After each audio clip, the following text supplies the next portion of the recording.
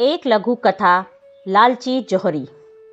एक गांव में मेला लगा हुआ था। मेले में मनोरंजन के कई साधनों के अतिरिक्त श्रृंगार, सजावट और दैनिक जीवन में उपयोग में आने वाली कई वस्तुओं की दुकानें थीं। शाम होते ही मेले की रौनक बढ़ जाती थी। एक शाम रोज की तरह मेला सजा हुआ था। महिला, पुरुष और बच्चे सभी मेले का आनंद उठा रहे थे।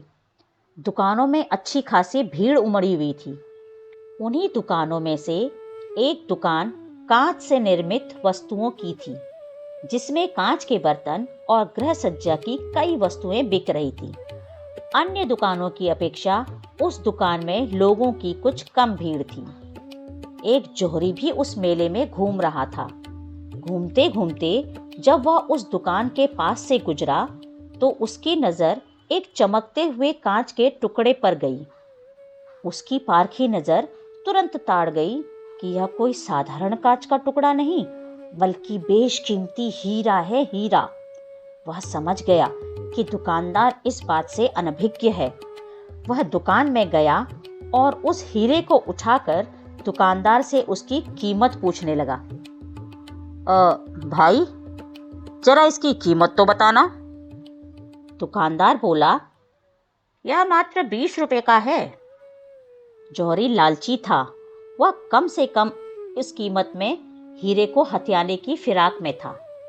वह दुकानदार से मोल भाव करने लगा। नहीं भाई, इतनी कीमत तो मैं नहीं दे सकता। मैं तुम्हें केवल 15 रुपए दे सकता हूँ।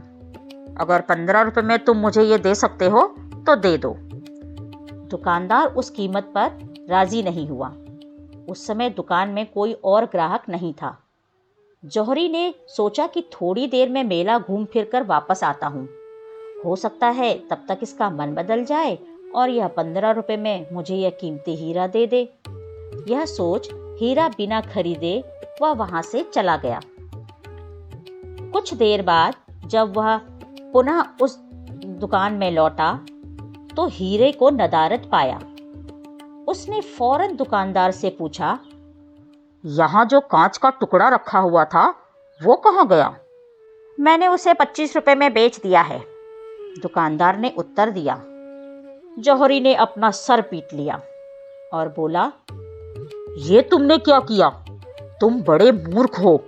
वह कोई कांच का टुकड़ा नहीं, बल्कि बेशकीमती हीरा था, हीरा। मात्र 25 रुपए में तुमने उसे बेच दिया। मूर्ख मैं नहीं, तुम हो। मैं तो नहीं जानता था वह बेशकीमती हीरा है, पर तुम तो जानते थे।